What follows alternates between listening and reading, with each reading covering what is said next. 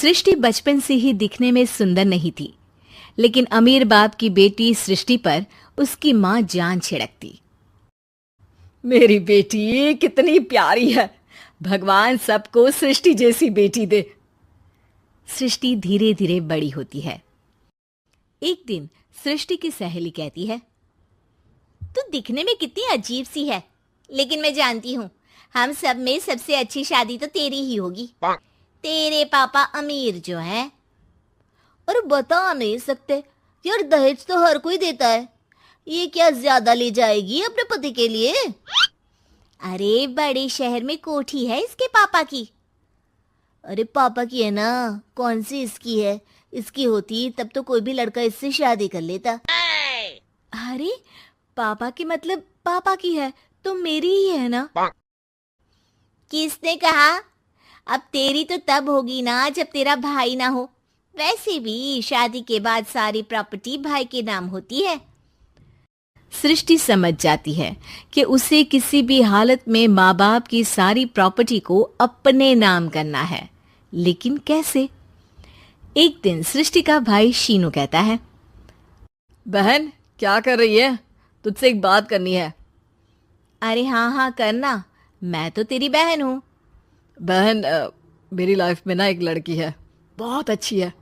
मैं सोच रहा हूँ माँ और पापा से बात करूँ शादी के लिए। सृष्टि को समझ में आ जाता है कि भाई की शादी होते ही भाभी उसे एक दिन भी घर में बर्दाश्त नहीं करेगी। क्या बात है भाई, बताना कौन है वो? यार वो बहुत अच्छी लड़की है, पढ़ी लिखी है, मेरे साथ जॉब भी करती है। बस एक प्रॉब्लम है। प्रॉब्लम? क्या प्रॉब्लम है भाई? यार वो शादीशुदा है, लेकिन उसके पति ने उसे सिर्फ इसलिए छोड़ दिया क्योंकि उसके माँ बाप दहेज नहीं दे पाए।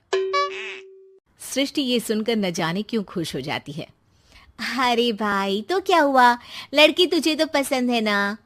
शीनू को लगता है कि बहन उसे समझ रही है। वो इस बात से अनजान होता है कि उसकी बहन की मंशा पूरा घर हड़पने की है। सृष्टि अपनी माँ से कहती है, मम्मी मुझे तो बहुत चिंता है। पता है शीनू क्या कर रहा है? अरे क्या कर रहा है? वो तो काम पर जाता है और वापस घर आता है। नहीं ना माँ, वो यही तो नहीं कर रहा, बाकी सब कर रहा है। आपको पता है उससे प्यार है, और वो भी एक शादीशुदा लड़की से। ये क्या हो गया? मैं सोसाइटी में क्या मुंह दिखाऊंगी? अरे तेरे पापा तो यही कहेंगे कि मैंने ही उसे बिगाड़ दिया है। माँ देखो, मेरी बात मानो, पापा पर भी विश्वास करने की जरूरत नहीं है। अब आप ही बताओ, पापा इतनी देर घर के बाहर रहते हैं क्यों? बोलो। अरे बेटा वो तो नौकरी करते हैं ना। तू बहुत भोली है माँ। पापा का ऑफिस तो 7 बजे खत्म हो जाता है, लेकिन देखो कितनी देर से आते हैं। अरे नहीं नहीं बेटा, ऐसी कोई बात नहीं है। सृष्टि माँ को एक औरत से बात करते पिता की फोटो दिखाती है। देखो माँ कैसे हैं पापा, मैं ना कहती थी कि पापा सही नहीं है। मैं तेरे पापा से बात करूंगी, दे फोटो मुझे। ओ माँ, वो तो डिलीट हो गई। लेकिन चल, तूने तो देख लिया ना, पापा से बाद में बात कर लेना। और हाँ, मेरा नाम बिल्कुल मत लेना। हाँ माँ। अब क्या था, सृष्टि के माँ और पिता के बीच झगड़ा होना शुरू हो जाता है। सृष्टि के मन में क्या चल रहा था कोई नहीं जानता था। एक दिन, माँ सृष्टि के लिए एक लड़का देखा है, वो लोग शाम को उसे देखने आने वाले हैं। और हाँ माँ, एक खुशखबरी, मैं और पापा मिलकर एक नया बिजनेस ट्राई कर रहे हैं। शाम को लड़का आता है, सांवले रंग का। सृष्टि को तो बिल्कुल भी पसंद नहीं आता। लड़की की माँ कहती है, लड़की का चेहरा तो कोई खास नहीं, लेकिन अगर मेरे बेटे को आप लोग सेटल कर दें तो मैं उसकी शादी आपकी बेटी से करवा दूं। सृष्टि को लड़का बिल्कुल पसंद नहीं था। उसे भाई पर गुस्सा आ जाता है। लड़के वालों के जाने के बाद कहती है, माँ देखा शीनू मेरे लिए कैसा लड़का लेकर आया, न दिखाने लायक न सुनने लायक, सेटल भी नहीं, वो भी हम करे।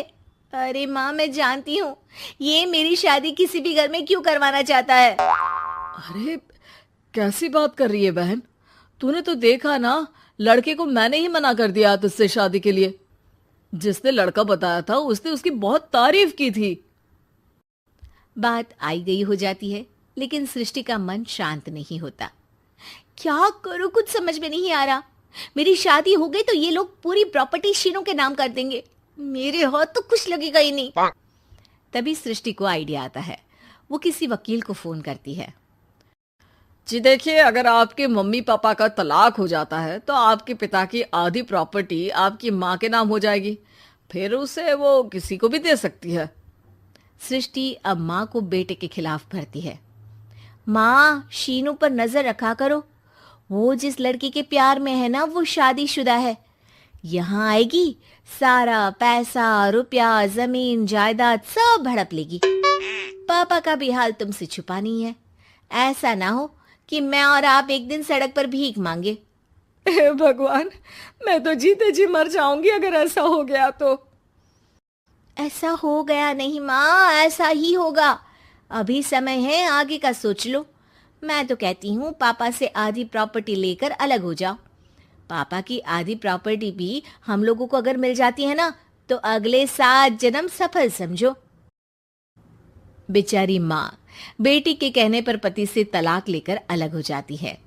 सृष्टि अब पैसों से गाड़ी और अपने दूसरे महंगे शौक पूरे करने लगी। उसके दोस्त भी उसके पैसे इस्तेमाल करते। सृष्टि, कल तुम कहाँ थी? मैं सारा दिन घर पर अकेली थी। तो मैं क्या करूं? मैंने ठेका तो नहीं लिया है ना तुम्हें संभालने का। माँ को सृष्टि से ये उम्मीद नहीं थी। वो बैठकर रोने लगती है। वहीं उसका पति यानी कि सृष्टि के पिता आ जाते हैं। मैं जानता था कि तुम्हारा यही हाल होगा, तो आपने मुझे रोका क्यों नहीं? मैं रोकता तो तुम रुकती क्या? सृष्टि के कहने पर तुमने मुझ पर अपने बेटे पर शक किया, लेकिन तुम ये भूल गई कि कैसे हम दोनों ने मिलकर जीवन में इतना सब खड़ा किया। माँ पति के गले लग जाती है। मुझे माफ कर दीजिए, मैंने आपकी कमाई का एक बड़ा हिस्सा गवा दिया। कोई बात नहीं, तुम साथ हो तो मैं ऐसी 7 प्रॉपर्टी खड़ी कर दूंगा। तभी वहां सृष्टि आ जाती है रोते हुए। माँ, मयंक ने मुझे छोड़ दिया। वो बोल रहा था जब तक मेरे पास पैसे थे तब तक ही वो मेरे साथ था। पापा, माँ, मुझे माफ कर दीजिए।